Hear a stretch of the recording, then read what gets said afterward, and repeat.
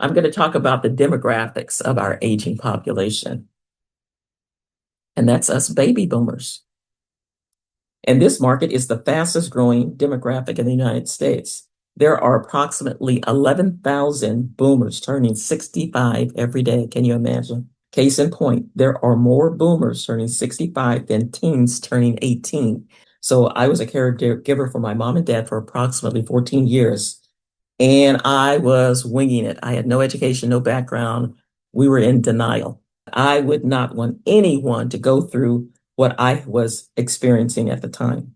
And I am sharing all this to emphasize the importance of planning ahead to avoid costly mistakes that you may or may not recover from. That's why it's so important for the young people. If you have adult children who are raising families, they need to know all this information so they don't make the same mistakes like I did. And I'm going to talk about real estate in today's economy. As you know, we are living in uncertain times, unlike we have never experienced in the past, but we still need to set goals and plans for our lives. Today's class will focus on real estate, financing, and legacy planning.